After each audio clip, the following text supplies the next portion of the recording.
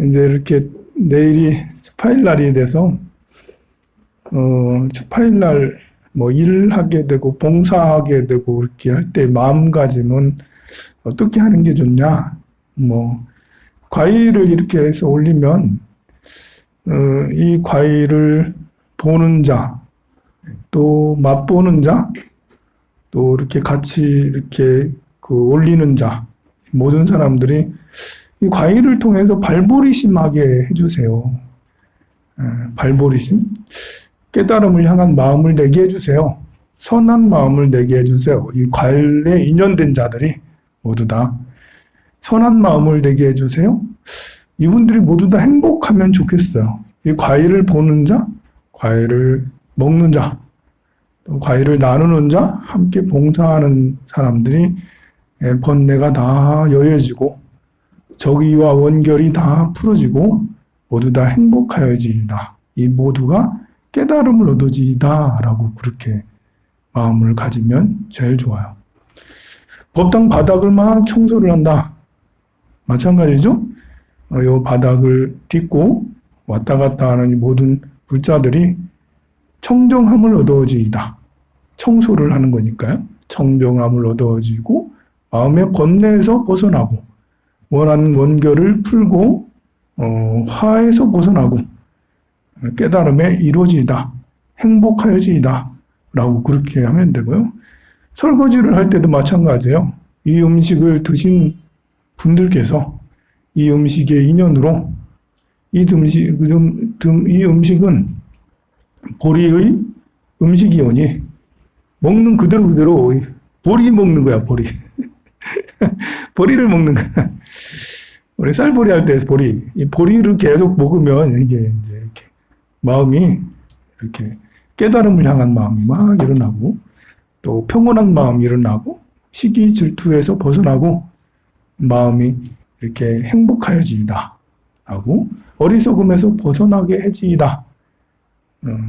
몸의 아픔에서 배고픔의 고통에서 영원히 벗어나지이다. 뭐 이렇게 또 밥을 하는 사람, 요리를 하는 사람들도 마찬가지죠. 이 요리를 드시는 사람들이 이 요리를 먹거나 드시거나 하는 사람들이 마음의 번뇌가 사라지이다. 행복해지이다.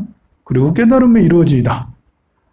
그리고 부처님의 참 제자가 되게 해주세요. 라고 그렇게 마음을 갖고 그렇게 요리를 하기도 하고 배식을 하기도 하고 설거지를 하기도 하고 과일을 올리기도 하고 법당 청소를 하기도 하고 밖에 풀을 뽑기도 하고 청소를 하기도 하고 바닥을 쓸기도 하고 또 때로는 보시를 하기도 하고 여러분들이 이제 여기다 1,000원짜리 10,000원짜리 보시를 넣잖아요.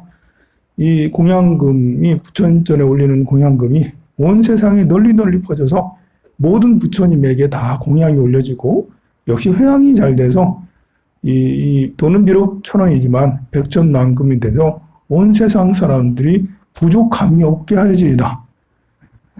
금전적인 고통에서 벗어나지이다. 그리하여 발보리심하여 깨달음을 얻어지이다. 이렇게 이제 마음을 갖는 거예요. 또는 이제 연부를 할 때는 여러분들이 소리를 크게 내라고 내가 자꾸 그러잖아요. 목이 아픈 사람이 어쩔 수 없지만 목이 멀쩡하다면 이렇게 소리를 내서 여시 아무 여시 불제사회 이렇게 소리를 내서 하면 좋은데 이 소리를 듣는 자들이 소리의 파동이 느껴지는 가는 때까지 소리의 파동은 가깝게는 10m, 100m지만 멀리는 우주 끝까지 갈 수 있어요. 이 전파라는 게 소리의 파동이 아주 미세한 파동은 저 우주 끝까지 갈 수 있어요. 연불소리, 부처님의 가르침이 가득한 이 연불소리가 가까이는 이 황룡사 법당과 황룡사 주변에 인해 있는 사람들, 인해 있는 생명들, 사람뿐만 아니라 파리, 모기, 벌 같은 곤충들까지 그리고 지신 천신들까지 또 악신들, 이제 악신들, 마귀들까지 모두 다 나의 연불을 듣고 연불 소리를 듣고 발보리심하고 마음의 번뇌에서 벗어나고 어리석음에서 벗어나고 성냄에서 벗어나서 보살도를 닦아지이다 이렇게 하면 제일 좋아요. 아주 그렇게 마음 가지면 좋아요. 이렇게 하면 뭐가 좋냐? 일단 마음이 굉장히 편안해져요. 우리가 잠을 왜 못 자겠어요? 불면증 여러 가지 이유가 있지만 불안감에서 오는 불면증이 굉장히 커요. 안절부절하지 못하는 또 두려운 불안감, 두려움, 뭐 이렇게 원한 맺힌 거, 울화, 뭐 이런 것들 때문에 우리는 잠을 못 자요. 이런 것들 때문에 공황장애가 생겨. 어떤 충격에 의해서 생기기도 하지만 그런 심리적 요인이기 때문에 공황장애, 또 이렇게 불안장애, 분리불안장애, 이렇게 또 혼자 있으면 안 되는 장애, 혼자 있으면 괜히 불안하고, 밤에 이렇게 불도 못 끄는 사람 있어요. 저도 한 번씩 불 못 끌 때 있어. 이렇게 공포영화를 보고 나면 불을 못 끄더라. 아이고, 이렇게 업장이 붙어가지고 큰일. 그래, 이제 불을 못 끄거나 이러는 것도 역시 마찬가지로 심리적 장애 때문에 생기는 건데요. 그 심리적 장애를 가장 빨리 이렇게 치료하는 방법은 역시 조금 전에 말한 그렇게 자비로운 마음을, 남들에게 자비심을 막 방사해 모두 다 행복해야지 하면서, 그러면 마음이 편안해져서 치유가 아주 잘 돼요. 부처님은 전염병에도 바이샬리 지역에 전염병이 막 돌았었는데요. 이 전염병을 치료하러 가셔가지고 모두 다 행복하기를, 모두가 저 평화롭기를, 뭐 고요하고 검소하고 뭐 안정이 잘 되고 행복하기를 이러면서 그 전염병을 치유를 했죠. 물론 이제 그 주문을 외우기 전에 바루를 가지고 온 마을을 깨끗하게 씻었어요. 그러니까 위생을 참 중요하게 여겼어요. 깨끗해야 되잖아요. 사실 우리 지금 코로나도 위생하고 관계가 있죠. 침 튀기면 안 돼. 예의가 없이 침 튀겨가지고 침 튀겨서 생기는 일이니까 침 튀기지 않고, 미안합니다. 지금 침을 제가 제일 많이 튀기고 있는 것 같아가지고. 그래, 이제 부처님은 그렇게 자비로운 마음은 정신을 맑게 해서 이렇게 내 면역력이 굉장히 좋아져요. 내가 누구한테 지면 안 되지. 나는 내 삶에서 지는 건 없어. 난 무조건 이길 거야. 승부욕이 막 대단한 이런 거는 당장은 굉장히 강해 보여도요. 그게 점차로 자기를 상하게 하고 남을 상하게 해서 나중에 병든다니까요. 자비심을 가진 사람이 제일 약해 보여도 어줍지 않은 자비심은 약해 보여요. 이게 이렇게 강한 자비심은 사람이 단단해 보이고, 옆에 이렇게 있으면 위험까지 느껴진다니까. 자비심이 있는 사람은 이렇게 이 사람은 좀 남다른 것 같아. 역시 절 좀 다니더니 달라졌는데? 이러면서. 이거 보니까, 관상 보니까 다 그러네. 관상 보니까 절 좀 다녔더니 좀 달라졌네. 그래서 자비심이 점점 이렇게 차곡차곡 이렇게 쌓여지는 거예요. 쌓여지면 가슴까지 이렇게 딱 이렇게 생기면 이 사람들은 좀 느낌이 달라져요. 그래서, 이렇게 경계에 휘둘리질 않아요. 이렇게 이제 화 같은 것에 휘둘리지 않고, 욕심내는 것에 휘둘리지 않고, 칭찬과 비난에 휘둘리잖아요. 다른 말로 하면 자비심이 없어서 칭찬과 비난에 휘둘리고, 욕심에 휘둘리고, 화나는 것에 막 휘둘리는 거예요. 자비심이 없어서 그런 거예요. 자비심이. 가만 생각을 잘 해보세요. 자비심을.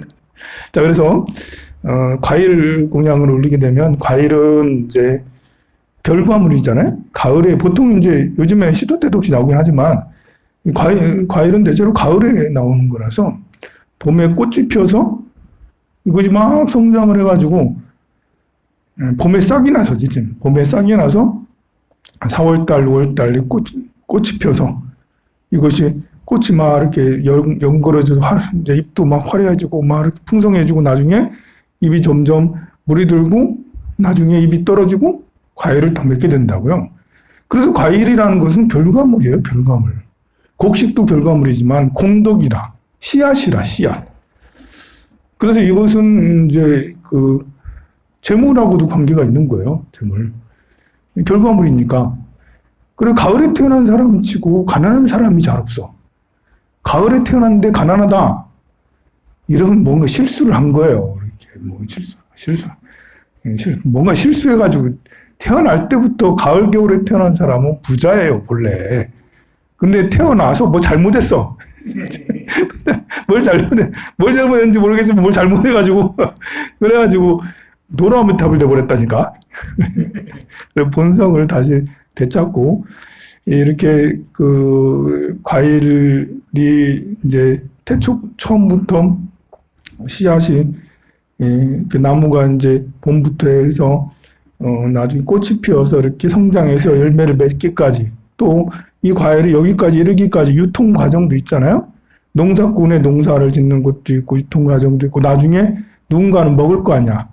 부처님을 거쳐서 먹게 되는 여기까지. 아, 이놈의 과일은 왜 이렇게 복이 많니?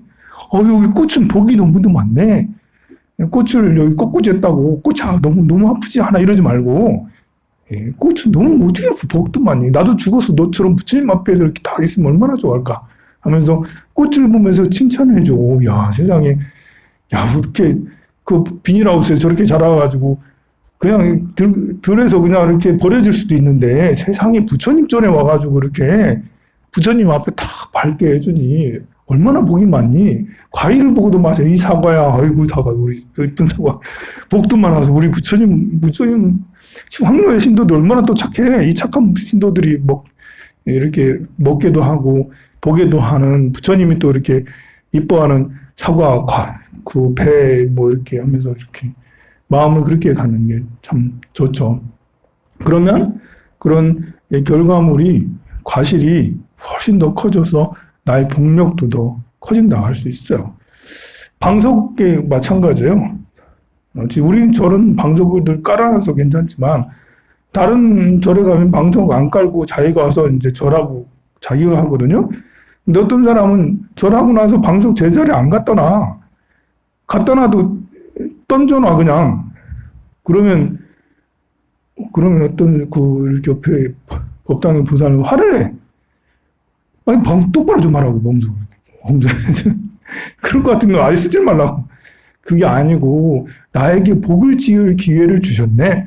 하면서, 이렇게 방석, 일부러 사람이 오면 이제 갖다 깔아주기도 하는 거죠. 내가 절할 수 있도록, 기도할 수 있도록 해주면 너무나 좋아. 그리고 방석을 뒷정리를 잘못했다 하더라도, 이렇게 한 번이라도 절한 사람이 얼마나 훌륭해요.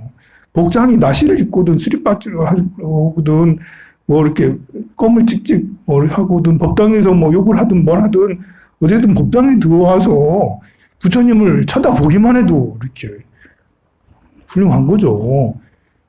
법당에서 서로 싸운다 하더라도 다른 데서 안 싸우고 법당에서 싸우잖아. 너무 스승해, 훌륭해. 얼마나 대단해, 세상에. 인연이 훌륭해. 다른 데서 안 싸우고 법당에서 싸우니까. 다른 게 어떤 사람은 법당에서 싸워서 더 과보가 크다고. 어떻게 세상에 법당에서 싸울 수 있어? 법당에서 싸우면 부처님이 벌 줘. 무슨 부처님이 벌을 줘요. 다른 데서 싸울 것 같으면 법당에서 싸워요. 법당에서 부처님 앞에서 싸우면 부처님이 지켜보고 계시잖아. 그러면 마음에 나중에 참회를, 이게요, 여러분들이 시장 통해서 싸우면 평생을 후회를 안 할 수 있어요. 그죠? 네. 그런데 법당에서 싸우면 얼마 안 있어도 후회하게 돼요. 내가 거기서까지 싸우다니 이러면서 얼마 후회하게 되고 확실히 다르잖아. 그러니 싸우려면 법당에서 싸우고 도둑질 하려면 법당에서 해. 다른 데서 하지 말고.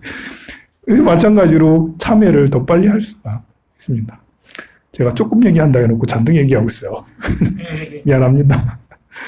오늘 여러분들께도 좀 고생 좀 해주세요. 내일 오시는 분들이 모두 다 환희로운 마음을 갖고 평화로운 마음을 갖고 발버리심하게 꼭 해주세요. 성불하세요.